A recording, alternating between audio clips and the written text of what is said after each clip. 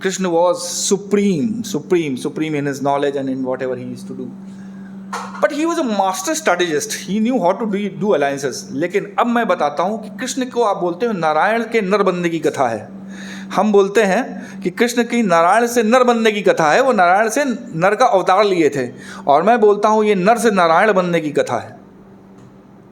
वो ऐसा नर था कि नारायण बन गया। अगर आप नर से नारायण बनने की कथा सुनोगे तो आप कुछ सीखोगे, और नारायण से नर बनने की कथा सुनोगे तो आप सिर्फ श्रद्धा से हाथ जोड़ोगे। नर से नारायण बनने की कथा है ये कृष्ण की कथा। कृष्ण नॉर्मल इंसान की तरह थे। जरासंध ने उनके ऊपर 17 बार आक्रमण किया, क्योंकि जरासंध जो है कंस के ससुर थे। तो उनकी जो पुत्री है, अच्छा एक तो इतिहास जो है ना हमेशा कॉन्करर के हिसाब से लिखा जाता है, विक्टर के हिसाब से, जो जीत जाता है उसी के हिसाब से इतिहास लिखा जाता है। अगर यही पांडव हार गए होते ना, कृष्ण हार गए होते, तो आज पूरा इतिहास कौरवों के हिसाब से लिखा जाता कि कौरवों ने ये कर दिया, वो कर दिया, बड़े भारी उन्होंने इस तरह से। तो ये जो इतिहास लिखा गया है, तो कृष्ण के पर 17 बार आक्रमण किया। क्यों आक्रमण किया? क्योंकि कंस को मार दिया था, और कंस की जो दोनों बीवियाँ, दो बीवियाँ थी, उनकी दोनों बेटी थी जरासंध की। तो वो हमेशा पूछते थे, पापा आपने तो बदला नहीं लिया, आपने तो बदला नहीं लिया, आपने बदला नहीं लिया। तो जरासंध आक्रमण करता, 17 बार आक्रमण किया, 17 बार आक्रमण किया, लेकिन जरासंध को हरा नहीं पाए कृष्ण। ना जरासंध भी नहीं हरा पाता था दोनों, लेकिन दोनों डेसिमेट हो जाते थे, मतलब दोनों की सेनाएं लड़ मर के कट कर जाती थी, और फिर प्रॉस्पेरिटी और इकोनॉमी नहीं आ पाती थी। इकोनॉमी नहीं बढ़ रही थी। जहां जिस राज्य में लड़ाई होती रहेगी वहां पे कौन आएगा ट्रेड करने, इकोनॉमी करने?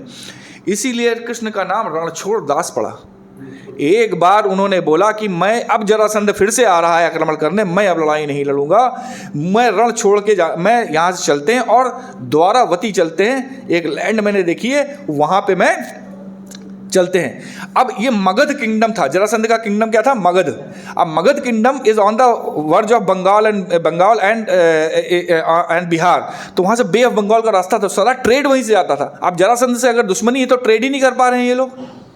मथुरा से ट्रेड, मतलब यूपी से ट्रेड हो ही नहीं पा रहा है, क्योंकि वाया बिहार जाना है, हो ही नहीं पा रहा है। और बिहार में एक तरफ अंगराज कर्ण बैठे हुए हैं, वो भी एंटी हैं, और एक तरफ ये मगध वाले बैठे हुए हैं, और फिर उसके बाद नीचे चले जाओ तो वंग में भी दूसरे राजा बैठे हुए हैं। तो ट्रेड नहीं हो पा रहा बे ऑफ बंगाल से। उन्होंने बोला कि हम द्वारावती चलते हैं, कृष्ण समुद्र के पास चलेंगे, वहाँ से हमारा ट्रेड होगा और हमारी इकोनॉमी बढ़ेगी। तो उन्होंने शूरसेन जो थे उन्होंने बोला कि भाई तुम अगर इस तरह से रण छोड़ के जाओगे तुम्हारा नाम रणछोड़ बढ़ जाएगा। तो बोले मेरे तो 1000 नाम हैं, एक नाम और सही, मेरे को क्या जाता है। Can we do it? पूरा जग युगों युगों तक आपके पर लांछन लगाएगा, आपको रणछोड़ दास के नाम से पुकारेगा। अगर आपको आपकी अपनी बदनामी की इतनी भी आशंका होगी तो आप काम नहीं करोगे। उनकी बदनामी युगों युगों तक है, रणछोड़ दास बोला गया है। और वो युद्ध छोड़ के चले गए, बोले कि मुझे नहीं लड़ना है, क्योंकि ये मुझे इकोनॉमी बढ़ानी है, अपने दोस्त लोगों के बारे में सोचना है। तो बोला धर्म यही है कि मुझे अपने लोगों के बारे में छोड़ा। तो रणछोड़ दास उनका नाम पड़ा, वो छोड़ के चले गए द्वारावती। अब छोड़ के चले गए, द्वारका में बसा लिया द्वारावती। अब क्या हुआ? And he was a master strategist. तो जब वो बोले कि कहाँ पे जाएंगे, तो राजा ने बोला, तो उन्होंने बोला कि हम द्वारावती। बोला द्वारावती में कहाँ पे? वो तो बनाने में भी टाइम लग जाएगा, और जरासंध की सेना तो अभी कुछ महीनों में आ जाएगी। तो बोले नहीं, मैंने पहले से बात करके रखी है, पूरी सिटी बनवा ली है। तो बोले अच्छा, किसने बनाई? बोला कि इन्होंने बना दी है, अपने जो आर्किटेक्ट थे, गॉड्स के आर्किटेक्ट हैं, विश्वकर्मा जी ने बना दी ऑलरेडी। विश्वकर्मा जी को कोर्ट मिला, बोला हाँ पूरी सिटी बन गई है, आप लोग बस जाके रहना है। फर्नीचर फुल्ली फर्निश्ड हाउस है, बस जाके रही है 2.5-3 करोड़ के बंगले वॉटेवर आज जो खरीदे, फुल्ली फर्निश्ड पैलेस वैलेस सब कुछ है आपके पास, अब बस जाके रहने लगी। That was the master strategist. Krishna was a master strategist. जाके पूरा नगर बना दिया, फिर बोला कि अब चलो। अब किसी के पास कुछ कहने को था नहीं, तो ही then they went and Dwaravati में पूरा, और वहाँ से ट्रेड होता था, पूरा अरेबियन सी से पूरा ट्रेड होके पूरा आपकी कंबोडिया, फिलीपींस, हर जगह तक ट्रेड जाता था उनका। And that is how it became a very flourishing city and very flourishing kingdom. बहुत बड़ा किंगडम बन गया वो, बहुत अच्छा किंगडम बन गया।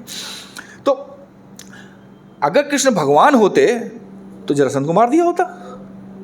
17 बार में एक बार तो तुक्का लग गया होता भाई, बट नहीं। और फिर वो जाके युधिष्ठिर को बोलते हैं कि ये इतना पराक्रमी राजा है कि मैं मार नहीं पा रहा हूँ उसको। तो युधिष्ठिर, मुझे तुमसे हेल्प चाहिए, और तुम चूंकि राजस्व यज्ञ करना चाहते हो, क्योंकि तुमने खांडवप्रस्थ का इतना बड़ा महल बना दिया, अब तुम्हें राजस्व यज्ञ करना चाहिए, तुम्हें लोगों को बताना चाहिए कि तुम पांडव हो, तुम बड़े वीर हो। तो युधिष्ठिर को वॉर के लिए उकसाया कि भैया तुम जो है तुम वॉर करो, तुम लोगों को अपना राज्य स्थापित, तुम सम्राट कहलाओ, महाराज कहलाओ। तो राजस्व युग के लिए ना अगल बगल के राजों को जीतना होता था, उनसे टैक्सेस लेने होते थे। तो बोले कि अच्छा क्या, तो सबसे पहले तो हम लोग जरासंध को हराएंगे, क्योंकि जरासंध इतना महापराक्रमी, अगर उसको हरा दिया तो बाकी सब तो अपने आप बैठ जाएंगे। तो बोले अच्छा ठीक है, तो चले ले जाओ मेरी सेना। युधिष्ठिर बोला सेना से नहीं काम, सेना से तो इतने सालों से लड़ रहा हूँ मैं, सेना के साथ मुझे सिर्फ अर्जुन और भीम चाहिए। तो अर्जुन और भीम को लेके जाते हैं और वहाँ पे दोनों के बीच में मल्ल युद्ध होता है, ठीक है।